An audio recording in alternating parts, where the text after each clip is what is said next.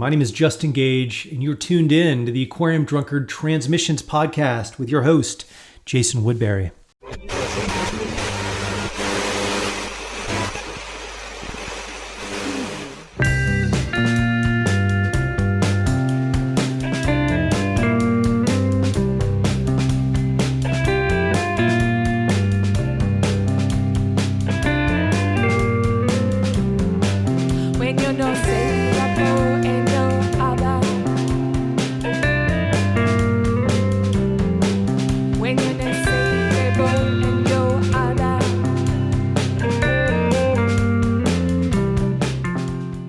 Welcome to another episode of Transmission. So glad to have you here with us today on the show. I'm really excited to share my conversation with Jeffrey Alexander of Dire Wolves and the Heavy Litters. He's got a great new record out now with the Litters on Arrowhawk Records, as well as a forthcoming split with Wrighton on his own label, Pom Pom Tones, which is going to be released on November 19th.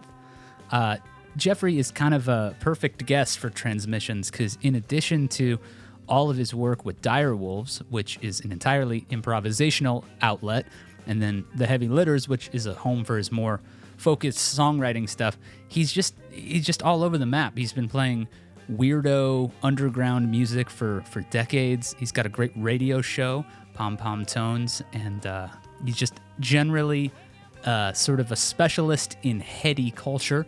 And we get into that. We talk about the dead. We talk about science fiction. We talk about Dungeons and Dragons.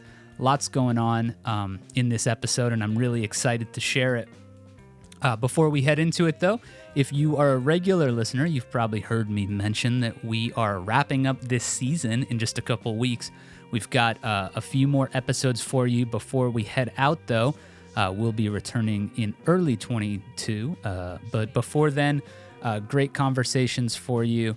If you are a supporter of Aquarium Drunkard on Patreon, you've already got access to one of these forthcoming talks. My conversation with Steve Berlin of Los Lobos is available right now as an advanced listen for our Patreon supporters. So I want to encourage you to head over there and pledge a couple bucks to help us keep the servers humming. If you dig what we do, if you dig our strange conversations for these continually strange times, that's a great way that you can support us. Another thing you can do, of course, is just share the episodes. Post them wherever. Email them to your friends. Anything you can do to help us get the word out. We are an independent podcast. We make this thing on our own, and we count on you all to spread the word. So thanks so much for doing so. If you dig Transmissions, it means a lot to me for you to share it. So without further ado, let's head in. Here's my conversation with Jeffrey Alexander. I really had a lot of fun talking with him. I think you're going to dig this one, and I'll speak with you just a little bit more on the other side.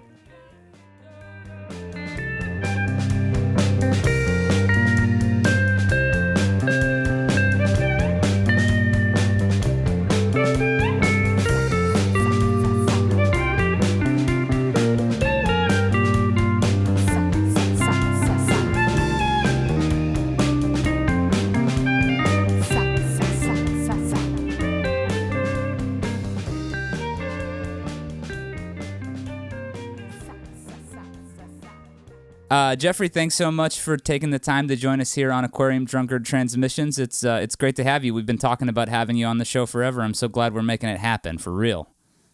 Thank you. Thanks for the opportunity. What are you up to this weekend? What have you been doing to pass the time over the last couple days? I have two kids that one started kindergarten for the first time ever this week, and the other one started back at preschool this week. So I've been getting, I've been in like domestic zone pretty heavily. Yeah. It's been good. Those are big transitions for them. And also, obviously, they're doing in person, which is a little crazy, but, we're seeing how it goes. Yeah. Well, this podcast will air in, weeks from now, so okay. So we'll see. I hope everything just stays good, and that. Right. But if you end up having to bring them back home, I'm right. sure that's something that's in the back of your mind. Is like, who knows what right. could happen. Right, but that's what I've been up to this week. Yeah. We spent a good part of August on a beach in Rhode Island. So I'm also just sort of recuperating from an extended vacation. So Well, that sounds great though. But yeah, recuperating from a vacation is a hilarious notion. You got to do it though. yeah, It's an adjustment to get back to normal life, right? yeah, and just but especially being like sun baked and waterlogged. I'm just like in another zone. Yeah, I love that. Well, before we get into discussing your own music, Yeah. I want to thank you for introducing me to this 10-minute version of the Smiths' How Soon Is Now, Chopped and Screwed. there's a lot of good chopped and screwed stuff on the net. There's a lot of really cool stuff, and there's people doing it all over the place. Obviously, it's not as popular now as it was, like, I don't know, maybe like 10 years ago, but or even longer, obviously, but Yeah, yeah. That's such a cool thing, though. I that's something that you did. You threw a list up for the good folks at Dusted, and those listed features have, I guess now that I think about it, for like the past 15 years, served as a great like place for me to learn about interesting stuff. You know, like they've had such great guests and great contributors like yourself, and I've heard so many cool things as a result.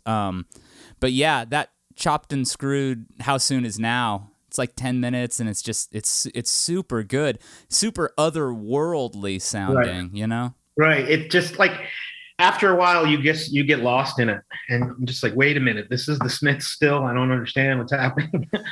It's really yeah. Do you keep up with any of the sort of, because alongside Chopped and Screwed, I feel like one of the sort of mutations out of that is the sort of slow plus reverb thing where like people are maybe, I think it's maybe a little bit less I think it's easier to accomplish now than it was when like Chopped and Screwed started, right? Where there actually was some technical know-how required, but still kind of minimal technical know-how.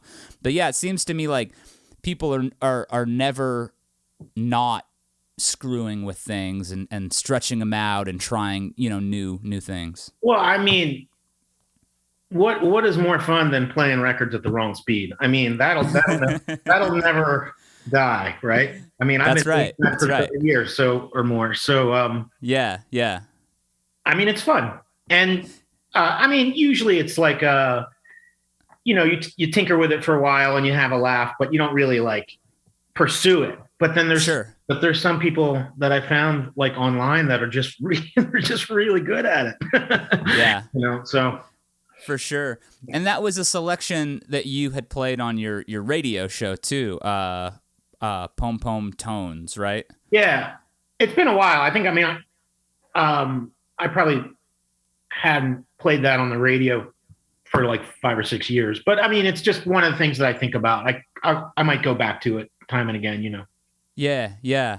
Well, it's a great thing to hear, and it's really interesting. But you've been doing radio for a long time, right? Kind of. I don't know if off and on is the right term, but you've had various radio shows. When did you have your first radio thing? Yeah, I mean intermittent. Yeah, it's well, I started in college in the mid '80s, and I really got involved in college radio, and I signed up as a DJ first, but I also put my name on the like sub DJ list, and because my last name starts with A, I got called almost daily. There you go. That was at the top of the list. So I DJed constantly and just doing other people's shows. I was there, most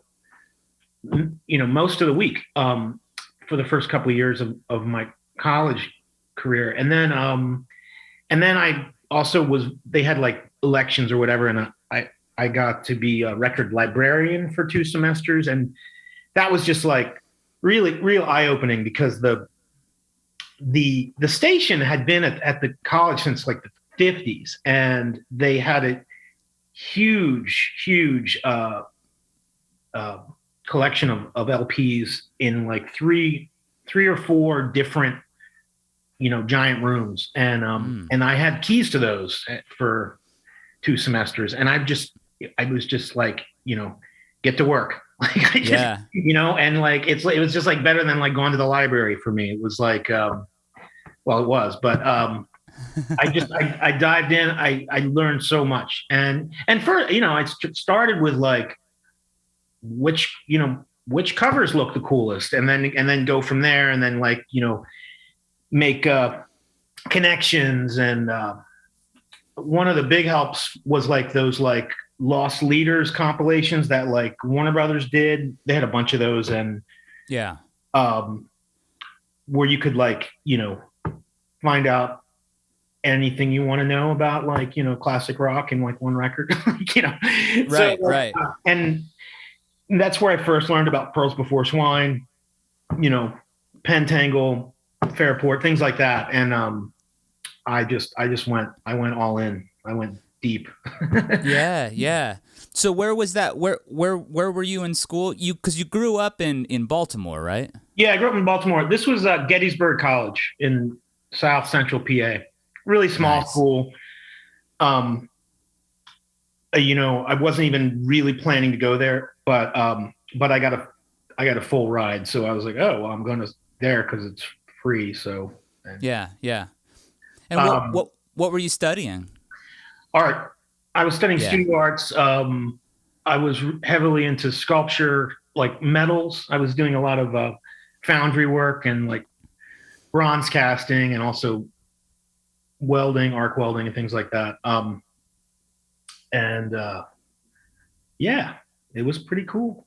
Yeah, yeah. But the music thing, you were already a pretty dedicated music head. It sounds like. I was already definitely a dedicated consumer of music. I had been like collecting, even since I was a little kid. Like I started with 8-tracks, and I would just really got into it, and 45s, and but that was more pop stuff, like in the 70s, because I was 10 or whatever. A kid. Yeah. What kind of I had a next door neighbor who worked at like he worked at a store, and he would be like, I can get you stuff really cheap and blah blah blah. And he's trying to be nice to the 10-year-old kid next door. So I would be like, oh well, here's a list of all the things I heard on the radio, so get me those 8-tracks. Yeah. And, so yeah, I was really, and I was constantly going to shows, and it was pretty easy to sneak into venues. Even as a teenager in Baltimore, I went to like tons of shows and just really absorbing a lot of music. I didn't play music. I was just so into record collecting and listening, and like I said, consuming. Yeah. I loved all of it. Yeah, that's interesting because the music actually playing came a little bit later for you. Yeah, after school. Yeah, after college. Nice. Well, on the topic of the radio thing, you sometimes play your own music on the radio. Obviously, you've got Dire Wolves, and this new Heavy Litters record is very, very cool. Thank you. But you'll drop your own stuff in. So I wonder if for you as a radio host, does that how does that cross over with your own musical thing? Because it seems to me like there are similar skills at work, right? Like putting together a good radio show, the same way putting together a good record requires sequencing, kind of paying attention to vibes and all that stuff. But do you find that like the radio thing influences the way you approach music, or the other way around? Well, they're both primarily improv. When I'm doing a radio show, I might have like, throughout the week, I'd be like, hear a song, or I'll listen to a record. I'll be like, oh, that'd be something nice I want to play on my radio. So I might have like a handful of things, 4 or 5 tracks that might be in the back of my head, but I don't like plan a show really. I don't. And I just have like everything around, and, as I'm playing a track, it'll make me think of another song, or it'll make me think of, it might be the song, it might be a lyric, it might be just the general, headspace zone of the song or whatever, and then I'll just like pick something else out. And it's just like improv music, I think. Well, for me anyway, it is, because like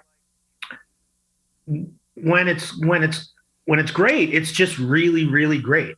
But it doesn't always work. Sure, So that's the thing. It's like, when it's on, it's on. But sometimes, not every show is great. But I mean, that's just like playing music, That's why like I record everything with the different bands that I play with. It, we just record everything, because you don't know when it's going to be hot. Yeah.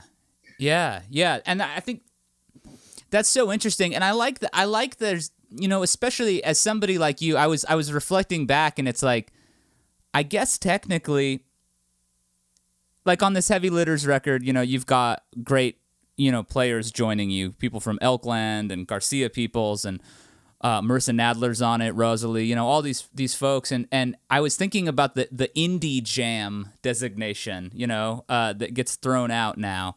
And I was thinking that was almost, in a weird way, that was you before it was called that too. You know what I mean? This sort of intersection of this sort of like interesting noisy guitar rock, sort of more cosmic krautrock, free jazz things, along with jammier things. But it's always been sort of cross-pollinating. You know what I mean? So yeah, I like cross-pollinating for sure. I also, I guess that's my, I always miss the mark with like, popular trends. I always miss it, like I was doing like psych folk like 5 years too soon or whatever. Like, yeah. I'm just like, okay, well, I guess it's not for me to sell records, but it's cool. I mean, I just like a lot of different kinds of music. I absolutely adore, like rock and jazz and folk and reggae and various permutation, whatever. Yeah. But also I love like blending things together and like in my own music, I guess it doesn't matter what exactly it is or what project it is. Like I've been in bands that play like primarily rock music or primarily folk music or whatever, but always in each of those things, and like experimental stuff or avant-garde things that I've done, like it's always going to have like elements of those other things, and just sure, kind of just being generally weird. I like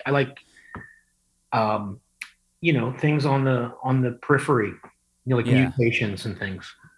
Yeah, absolutely. And I mean, you hear that. I mean, you hear that even on this new record, which, unlike some of your stuff, it is very song-based, this Heavy Litters record, Definitely. As somebody who has done so much, with Dire Wolves, like, I think I read a quote, I think you cite the quote on the Dire Wolves website, but like that stuff is not written, it's not planned out, it's all improv. So this record with the Litters, I mean, it's a pretty different approach. How is that felt for you? Yeah, it's totally different. I mean, Dire Wolves is an incredible outlet that I miss greatly. Although hopefully we're gonna get back together soon. But fingers crossed. Yeah. Yeah. Well, we'll see. We live in. I guess we're like tri-coastal now. So. Wait. So I'm sorry. I don't mean to interrupt, but you're in Philadelphia now, right? I'm in Philly. Yeah. Okay, cool. And you've spent time all over the place. So there's like San Francisco eras. There's places all over. Yeah. Yeah, Providence. But yeah, so Dire Wolves is definitely. I mean, we might have some like a general idea, like, oh, let's do something that starts out kind of frantic and then gets a little more spatial or whatever. We might talk about that, but that's it. We don't. Right. We don't have songs. So, and there's no lyrics. There's no, it's just different. So and and I was really into that for a long time. I mean, I was playing like song based music like 20 years ago, and then I slowly drifted away from that. But just in the last few years, I just found songs coming to me. Like I don't sit down and write a song. Like it just it'll just come, like it'll just pop into my head, and mostly formed. And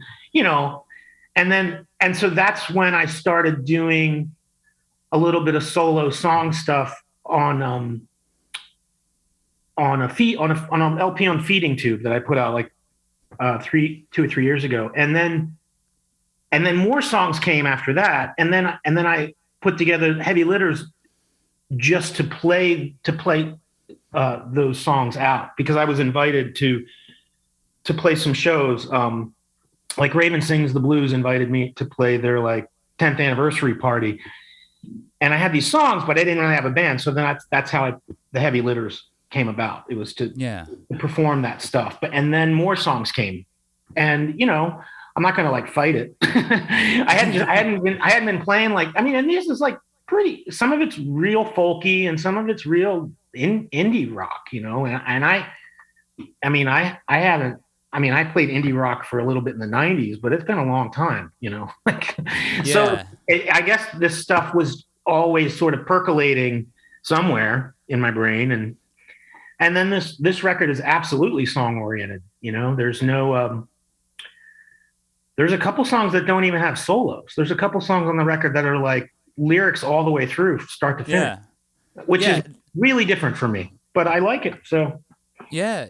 Do you find that those come fairly formed as well? Like, do the lyrics kind of come out with the chord structures and the somewhat?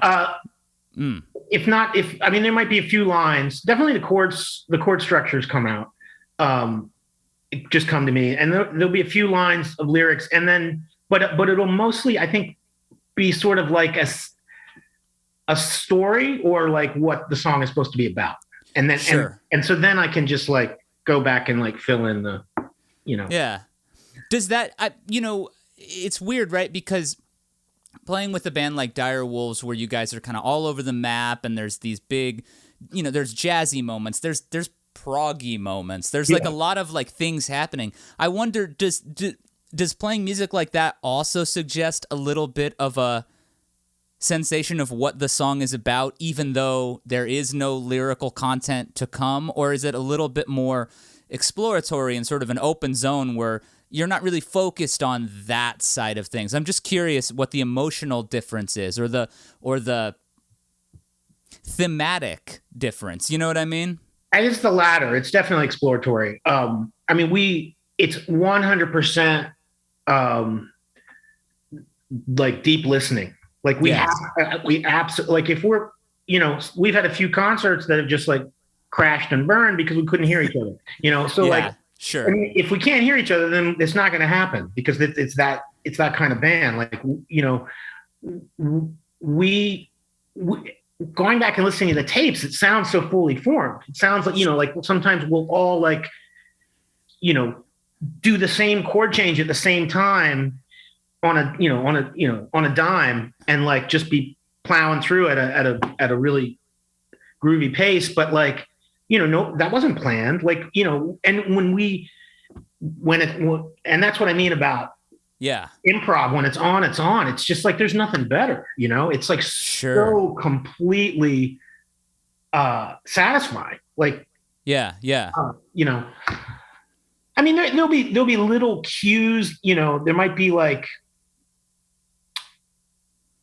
well, it'll actually, the cues or whatever would always be in retrospect. Like, okay, we have this, we'll do this jam and it sounds really good. And then we'll listen to the tape, and like Sheila, our drummer, would be like, well, if I actually play that beat, then we can just jump in and try to recreate it. So then that becomes a, quote unquote song. So then it's like, and obviously if that's on the record label wants us to play that over and over again. So, so then we'll play it, but it's so it'll have like, it'll start with like the same beat or the same bass line that Brian does, or something will be the very first thing that will be like, okay, that's the start of this song that we have named X or whatever. Right. But then, like, no matter what, 60 seconds into it, it becomes something else. Like it's just going to be its whole new, beast. Like it's just, so the songs, such as they are more just like launching points, Sure. because every time we're just going to go into some other zone and then it's just on. It's and then it begins. Yeah. Improv. So so with this new record though, you're recording in a way that's just so different than that, where you've got people who are dropping parts in remotely. I mean, due to the necessity, right? Because the pandemic, you can't have everybody in a room. Oh, it's absolutely, it's 100% different. It's like I wrote out and emailed them to everybody and sent them like, I did really rudimentary solo acoustic versions of the songs on a cassette and sent them to them. And I'm like, here it is, learn it. We're going to go to the studio in a few weeks. I mean, it's like, it's a night and day. It's different. It's, it's a different band completely. And also like the Elkhorn guys, Drew and Jesse, are incredibly seasoned players. Scott also, obviously. But those guys, like, they, I can give them just chord structures or whatever, and then like Drew, for example, can just like transpose that into whatever, mode that he wants to. He's like, oh, I think a Lydian solo would be good here, and I'm like, okay, you do you. So like they're making it just sound so great. But also like, so like we know the songs because we, like I said, I sent out all the info and they worked up a part or whatever. But as far as I don't want to practice them that much. So I think the roughness of it is part of the charm for me. Like, like when we go into the studio, we went into the studio in Philadelphia with Jeff Ziegler, and I think almost everything except for one track on the record is just the first take. Yeah. Because I love the sort of, I don't want to say sloppiness of it. I mean, well, some of it's sloppy, but it's just more of a human play, if you have rough edges. And Jeff would be like, are you sure you don't want to do another take of that? I'm like, no, it's cool. Yeah. That's to me, I love that. That's so interesting. And it sounds like maybe you alluded to it earlier, right? Not every radio show is necessarily going to be exactly what you want, or it's not going to work sometimes. Not every live show in an improvisatory sense is going to be exactly what you want.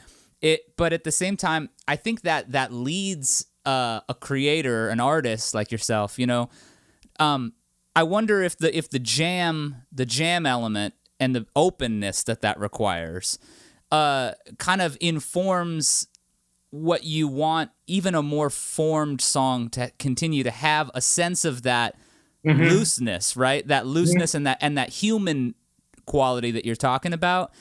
I think you can only get that with a certain amount of like, I don't know how to phrase it other than in this inelegant way of saying like, you kind of can't be precious about certain things. You have to be willing to let it be. That's what we sound like in a room. So many of my favorite records, Tonight's the Night. I Oh, interviewed Nils Lofgren once, cool. And he was just like, Neil wouldn't even let us learn the songs. And we were like, what the fuck, man? Like we're trying to make a record here. And he was just like, no, we're going to start recording at 2 a.m. after we're all completely loaded and you're not going to know the songs. So you have to listen, And to me, I think that there's I do hear a little of that in this record, which is to say it's much more put together than a Dire Wolves thing, but it still has that spirit of like, right. of this is a moment as much as it is a document of something, you know? That sounds great. Yeah. Yes. Great. All right. We got it. We nailed it. Well, man, so something else that I read about you is that growing up in Baltimore, your dad was a minister and your mom was the church organist. Is that right? Yeah. And she was choir director. My dad. Okay. They were the two top people at the church. Yeah. How did you like going to church as a kid? Did you? I did not. I had to until at a certain age, my parents were like, it's up to you whether you want to go or not. And I was like, great, I'm not. Yeah. How old was that? Was that high school maybe? Yeah. Yeah. Probably like early teens. Yeah. Like sure. Sure. But my sister still went. I mean, everybody's on their own trip. So of course. But I mean, I was also, but I mean, maybe that's probably where I got into music. I mean, I was, they had me do like choir and stuff. And my mom was the organist choir director, but she was also an elementary school and middle school music teacher, like for her day job. And yeah, he was classically trained. And they tried to get me to do like early on, they tried to get me to do like violin and clarinet. That was my dad's instrument when he was young, but which I still have. I still have my dad's clarinet from the 40s. Wow. I should learn how to play one day. I played clarinet all through middle school, junior high, and high school, and then I graduated high school, and I haven't played a clarinet since. I don't know what happened. Yeah. Well, yeah. I mean, I didn't take to any instrument then, and I didn't learn anything until after college. After college, yeah. But just like you said, once somebody gave me I was given a guitar and a 4-track as a gift when I was like 20, I don't know, 24. And I just dove in completely. And at that point, I never did any visual art ever again. Wow. So it's like, which is what I studied. Yeah. I spent all my time 4-tracking. And yeah.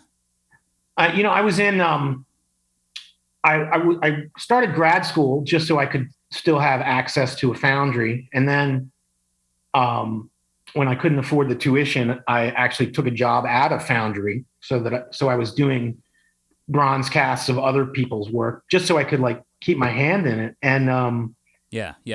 But then once I got the DIY 4-track bug, that was it. That's all she wrote. I was done with visual arts. That's interesting though. That's interesting that that the switch like that occurred. And also it sounds like 23 or whatever. That's a little later than a lot of folks start playing music, but Sure. I mean, clearly it stuck because here we are. And yeah, I mean, I haven't nonstop. stopped. Yeah, it's been 25 years, 30 years. I'm still frittering away. But I never had any instruction on the guitar. It's just all about listening and, sticking with it.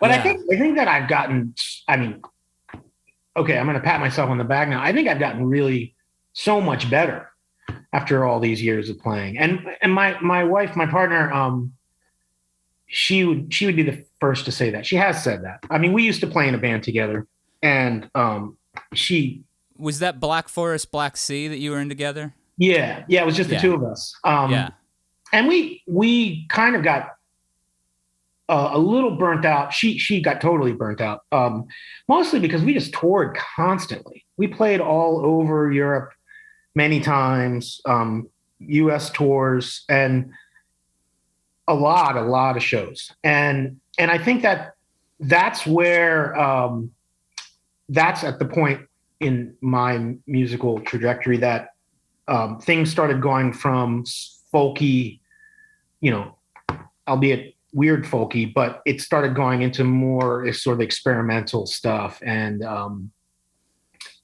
found sounds. And a big part of that was on that first, I think the first or second tour of Europe, we were, we did a tour in 2004 that was like 4 months long. We started in January and came back in April, end of April. We played like 16 countries in Europe on that trip, and it's just the two of us and wow, cello and guitar. And there were some shows like where we would get to a theater like in Italy or wherever and they would say, okay, we're going to start at 8:00 and your first set will be in, 90 minutes, and then there'll be an intermission, and then you can do another 90 minutes, and that'll be the show. And we're like, because we're coming from Providence, like we started like in, playing with like Lightning Bolt and like, I think our first show in Providence was with Sunburn, Hand of the Man, and Comets on Fire, like, in a warehouse. Yeah. And so we're like, my experience is like, oh, well, we'll do a 20-minute set. Let's yeah. Sure. And Miriam is like classically trained and really quite excellent musician. And she was like, when we were confronted with this, like, 90-minute multiple set events, she was like, well, let's just stretch it out and let's do this and let's get very esoteric. And oh boy, we did. It was like a crash course. And I think I learned a lot, and I continued sort of on that trajectory. Yeah. Anyway. That's it. That's very interesting. And it's cool. I mean, I love that because she mixed the new record with you, right? Like the two of you did that together. Yeah. I mean, she does not, she's really not interested in playing music these days. And hasn't been for a while, but I mean, obviously we listen to music together all the time, and of course, she very strong opinions, and and she'll tell me, she'll be like, that's garbage, like, she'll just, she doesn't sugarcoat anything. But she loved these songs, and she was like, I'm really surprised that these songs came out of you, because I said earlier, I hadn't been doing song-based music for so long. And she was like, and these are really quite good. And, and then, so we did all the basic recording with Jeff Ziegler, the basic tracks, but then we had to do like overdubs and mixing all remotely because that's when the pandemic hit hard. Sure. And so when I would get, like every couple of days, I would get a big dump of files from Jeff, and then I would listen to them, and Miriam would listen to them with me, and I don't think she, started out to produce this record, but she just did. Yeah, just because she would just be like, okay, that part needs to go. You need to do this. You need to elongate that. Like she, and every single suggestion that she had was right on. And also it was like, with like inviting the guest players, she was so helpful. Yeah. Miriam would be like, this song needs extra percussion. This song needs a keyboard. And so then I would call up friends, and that's how. So like all of the guest spots were like they were just based on like what the song needed. Like, I mean, I can't play a good keyboard. I can't play like a hand percussion that way. So I'm going to call somebody I know who can do it. It was just song by song. And so I absolutely wanted to give her producer credit, because she helped me make this record happen. And and it is interesting that, a year ago, 2 years ago, I would never have thought of making a song Right. based folk rock record. Yeah. Yeah. and here we are. Well, one of those bands that has served, obviously, not just as a bellwether, a sort of like, paragon for improvised music, but also song-based music is, of course, The Dead. And True.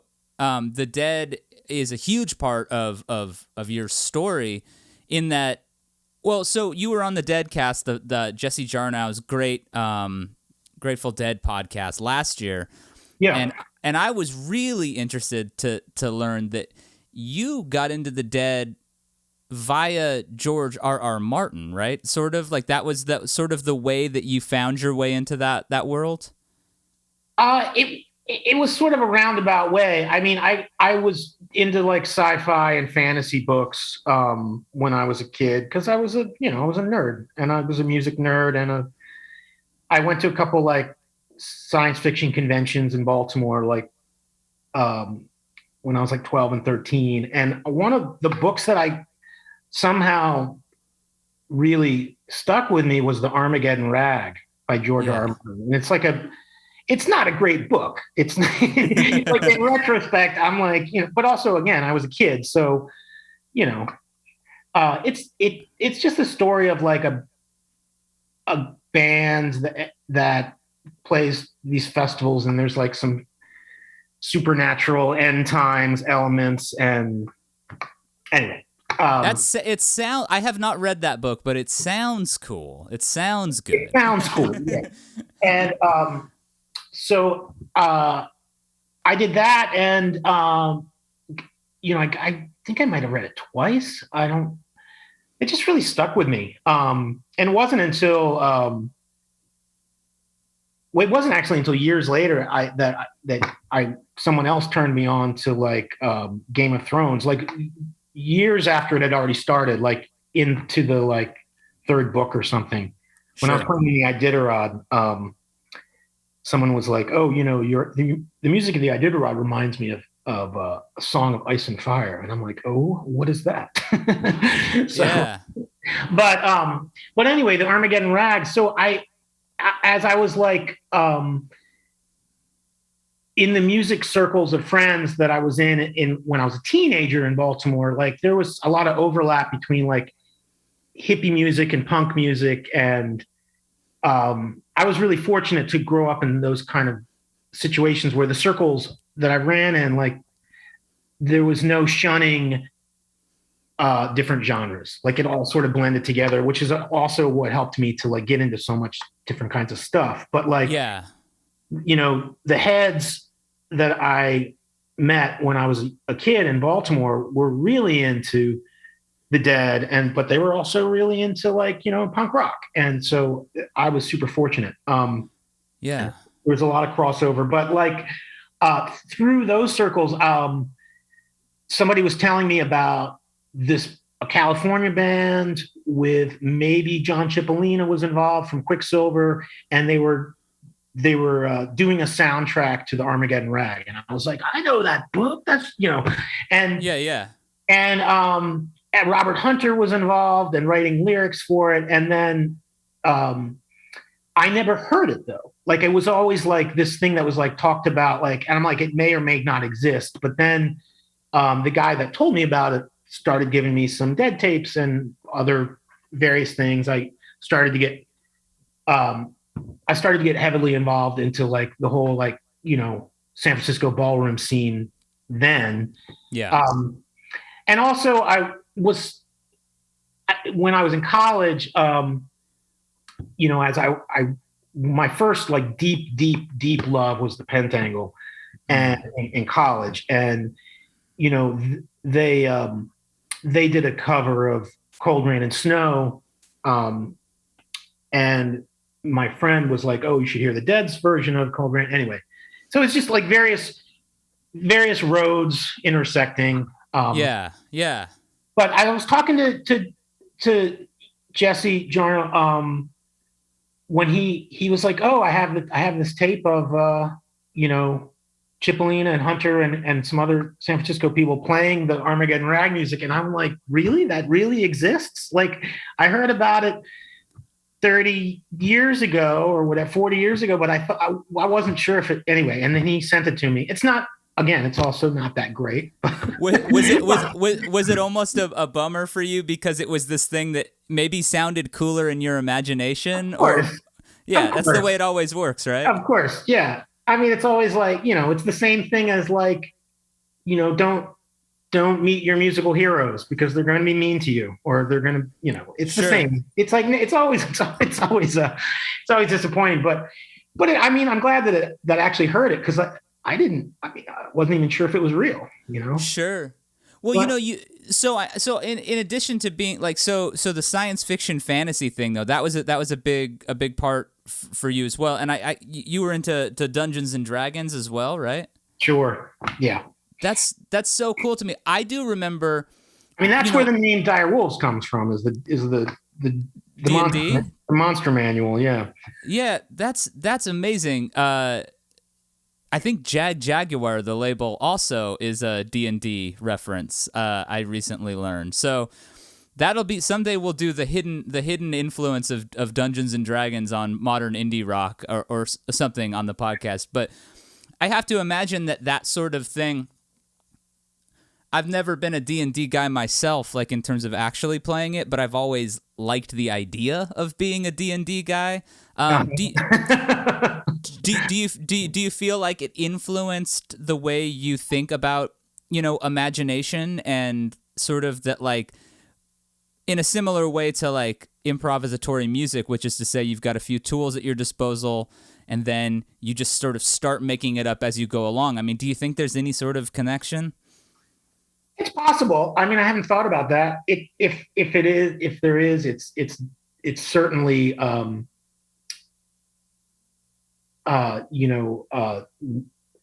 the back of the mind and instinctual more so than thought about. Sure. Certainly. It's hard to say. I mean, I played Dungeons and Dragons like in the late 70s, early 80s for a little bit when I was like at like this like nerd camp for smart kids that they sent me to. But I don't think I played it since. Like, sure. I think it's definitely like, I mean, it was super cool, but it's also of its time, Yeah. But I also, it's funny because you mentioned we've talked about the role that your parents played in the church, their various responsibilities. I definitely remember Dungeons and Dragons when I was growing up, hearing, in religious circles, a lot of like fear and like, forbidden. This is like this is a truly spooky thing, but to me that always just made it sound a little bit cooler. Even, you know what I mean? Like, my parents didn't care at all. They didn't care. That's awesome. My dad bought me the books. I mean, he was super mellow guy, and I mean, he was definitely. I mean, he wasn't a hippie by any means, but I think he was like a similar mindset to a lot of. Yeah. He was very, very liberal, very, very open-minded, and all about equality. And he lost his job. The church actually got rid of him because he was trying to, desegregate the wow. and things like that. Anyway, I mean, he didn't. I think he thought it was cool that I was like, really into this thing and showing creativity and yeah. I think my mom might have been. I mean, she was stricter than him and probably always, but that's awesome though. That's such a cool thing to think about. That, I mean, because so often you hear nothing but like religion horror stories, but I mean, just the same as anything else, like. The myths and the stories that we tell ourselves are important and lots of people can interact with it in ways that are. I mean, I wonder. So, did your parents ever get into any of the music that you've made? I mean, are they big Jackie O motherfucker fans or not so much? I don't think so. I mean, my dad passed away a while back, so I don't think he even heard that. Probably the last thing he heard was Black Forest, Black Sea. My mom. Surprisingly, really loves the Heavy Litters. That's awesome. I can don't see think that. she has liked too much of what she's heard over the years, but you know, it's cool. She's also mellowing out, and That's awesome. as the years go by. But that's yeah. So it's yeah, it's been cool. So, you alluded to it that you played indie rock, and I wonder, were you talking a little bit about Science Kit? Was that sort of the indie band you were referring to? Before it, well, I was in Science Kit, yeah. Before that, I briefly for like 2 months played second guitar in a group called Big Heifer. They were originally from Chattanooga, Tennessee, and they moved up to Baltimore. And I played with them for a little while. And I think they had a song on the Matador Half Cocked soundtrack, and I think they're in that movie. But that was when they were still in Chattanooga. Got it. Then they moved up to Baltimore a few months later, and we met, and I started playing with them briefly. But then we did the second guitar didn't work out, but then Science Kit started around the same time, but we played a lot together. We actually did a whole Science Kit Big Heifer U.S. tour together. And you're in both bands at that time. No, it was after I left Big Heifer. I was just got it. Just in Science Kit, but it was like Big Heifer was like very, very pop, guitar, bass, drums, catchy songs. Cool. And Science Kit was more angular. There was some like kind of fall influences maybe. And I was playing synthesizer parts, but mostly playing like sort of melodic guitar lines in that band. But the Science Kit Big Heifer tour, we Science Kit played all over. Like we played shows with like Polvo and Archers of Loaf, and it seemed like maybe something was going to happen, but never did, because nothing ever happens. Nothing ever happens with any band that I'm in. But at the time it was it was a thing. I mean, we sent a demo tape to Ptolemaic Terrascope, and they invited us to play the first ever Terrastock Festival. Yeah, that's cool. Which is like, that kind of shit never happens anymore. Like, being invited to play a big festival with like, Neutral Milk Hotel and Flying Saucer Attack and, Magic Hour, and you're an unknown band. Like, I think like in the 90s, like, I don't know, more things were possible. Like you could just have a demo tape, and like people would be like, cool, like let's give you a shot. Like, I don't know.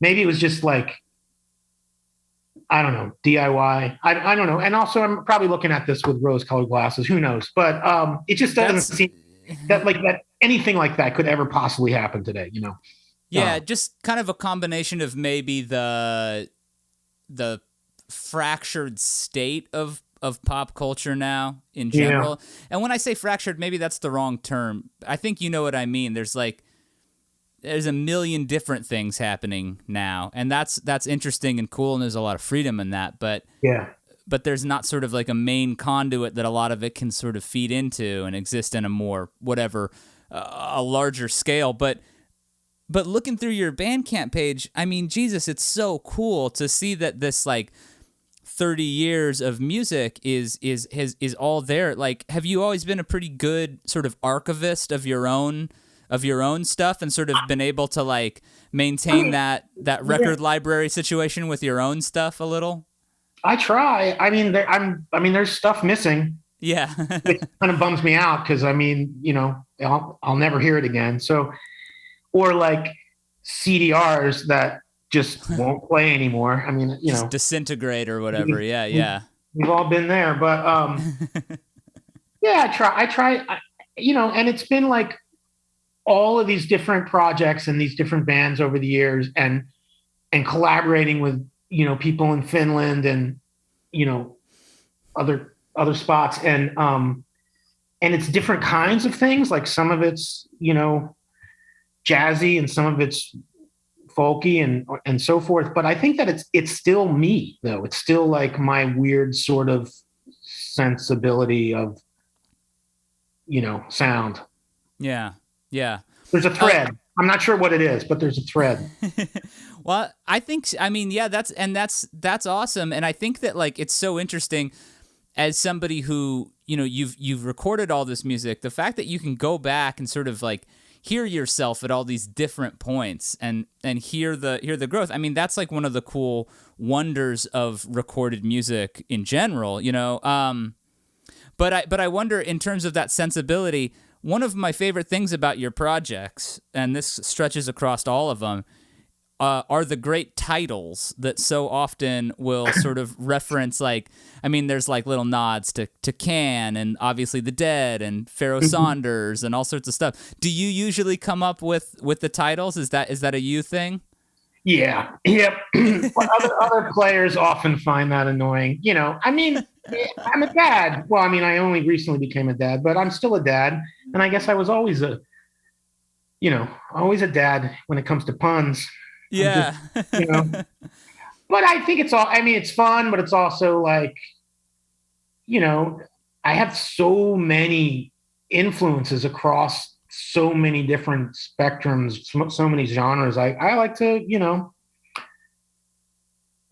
do a reference or just do a cover, Throw a nod. Yeah, I mean the Dead cover that's on this Heavy Litters record is really, really great. And I mean it's so funny that on the Dead podcast, Jarnow mentioned that, Dire Wolves, despite having, Dead references sprinkled liberally throughout, is not a Dead cover band. And then like one of the next records actually has a Dead cover on it, which is pretty cool. Yeah, I mean, I've always loved the Dead since I was first turned on to it, like in high school, and went to a ton of shows in the 80s and,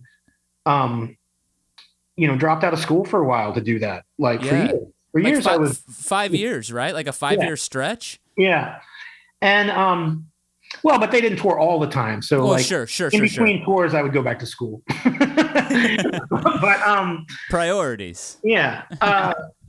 I still graduated in 4 years somehow. Hey, that's amazing. But the like Direwolves, the band would never ever even consider playing. I mean, Brian and Sheila can't stand the Dead. They hate it. They hate it. And Arjun, a violin player, he loves to listen to some Dead, but he's also like, really nothing past, 72 or whatever. And I get that. I think that there's like, there's different zones for all sorts of different reasons. But yeah, I just was, thought it would be fun to do. And like, I'm like, oh, I got this new band now. And I wrote all these songs, but I don't quite have enough songs for the record. I don't know. I need another song or two. I could just do some covers, I guess. And and I gave Jesse and Drew the chords like the night before. I'm like, here not quite a Niels Lofgren situation, but close. Sure. And then, I sang it, and I don't have a great voice, but it's, I like to say that it's charming. I like your voice a lot. Yeah, for sure. Thanks, man. But I was like, but that song in particular, I'm like, it really needs like a professional, like solid singing voice. But also I want something like haunting. So I'm like, well, I'm going to have to call Marissa because like, who else? I mean, she's a consummate pro, and yeah. Who's spookier than her? So like, I thought that was like she did a couple different takes, and she's like, use what you want. And I love the way that she chose to come in and out. Like I left it totally up to her. Yeah. She really nailed it. And I thought that our basic capture, our basic tracks were pretty strong, but like, I think just adding that really just took it to a new zone. And yeah, I'm really happy with how it turned out. Well, that's awesome, dude. It's been really great having you on. Before we wrap up here, are you working on a couple projects right now? Is there anything you feel comfortable talking about at this point, or are you just laying low? What's the status of things right now? Yeah. Well, I never lay low. I'm just like constantly got juggling projects. I don't know. I can't stop. I mean, I'm doing the radio show. Well, I did slow down the radio show to twice a month instead of weekly. So, okay. Yeah. Giving myself a little break, but, but to answer your question, I have, Ashley Paul. I don't know if you know her. She's a, musician, lives in London. She's American, but she's been in the UK for a long time. We started a duo project during the pandemic, and we have a 7-inch, coming out pretty soon on Astral Spirits. Cool. It's just Ashley Paul and Jeffrey Alexander. It's just our names. So there's that is on the way. I did a recording of solo sort of experimental, moody avant-garde stuff to for a group out of New York called Psychedelic Sangha, and it's a meditation that I did for them, which is also on its way. That's probably awesome. This month. And there's a new Dire Wolves coming out, and we're supposed to get together in November to play Milwaukee Psych Fest, so we'll see. Delta is not shining happily on us, but that would be a rarity because I haven't played with them in a long time. And Sheila, our drummer, lives in Amsterdam now. Brian lives in Oakland. We're different coasts and countries, so it's we're trying to keep it together, but the pandemic has not been kind. No, it absolutely hasn't, and it's been rough. But I am really glad that you have been able to keep making so much cool stuff, and I've really enjoyed spending time with your discography, and I've really enjoyed speaking with you. So thank you so much for taking the time to do it. Thank you so much. I appreciate it. Another spin around the sun,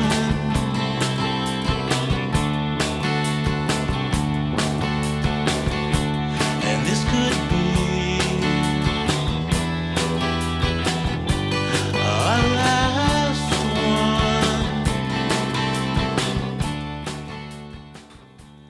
Jeffrey Alexander here on Transmissions. Thanks so much for tuning in. I'm Jason Woodbury. I write, host, and produce the program. Our audio is edited by the stalwart Andrew Horton. Do yourself a favor, head over to Aquarium Drunkard right now and check out his interview with Gordon Gano of the Violent Femmes. Absolutely fascinating talk. Can't recommend it enough. Our art is by Sarah Goldstein. The great Sarah Goldstein. I want to give a special shout out to her. She has been such a huge part of helping Transmissions look as good as it has this last year. Sarah, you are the best. Thanks so much. Our video version of the show is produced and created by Jonathan Mark Walls. Shout out to JMW. Head over to YouTube to check out a bunch of episodes of Transmissions if that's a medium that you like. We're over there thanks to his tireless efforts. Big thanks, Jonathan. Our executive producer, of course, is Justin Gage, Aquarium Drunkard founder. He's also our top of the show announcer. And going to have to do a check-in with Justin and I before we wrap this season up. Expect that in the next couple of episodes. It's been a minute since we've done a check-in on the podcast, and it's overdue.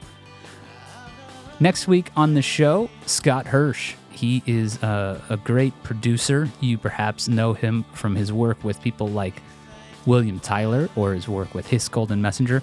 We had a really great time talking about his new album, so stand by for that. Stay safe in the meantime. Head over to Aquarium Drunkard to check out all sorts of stuff. We got mixtapes, features, just so much going on. Always a lot happening on Aquarium Drunkard, including Radio Free Aquarium Drunkard every third Sunday of the month on Dub Lab. I host a radio show there, Range and Basin, and of course, you've got Justin Gage's weekly Sirius XMU show, 7 p.m. California time every Wednesday night. Same day the podcast drops, you can catch his long-running radio program on Sirius XM, the Aquarium Drunkard Show. It's the best. I always love listening in, and I know you do too, so check that out. And, geez, I don't know. If you want to get in touch, our contact info is available over on Aquarium Drunkard. I'm on most of the social media sites, so you can probably find me over there. Send me a message. Let me know what you think of the show. Let me know what you want to hear more of. Let me know what you want to hear less of. I'm open to your feedback. All right. I'm going to get out of here. Thanks so much for tuning in. This is Aquarium Drunkard Transmissions. We're honored to have you listening in.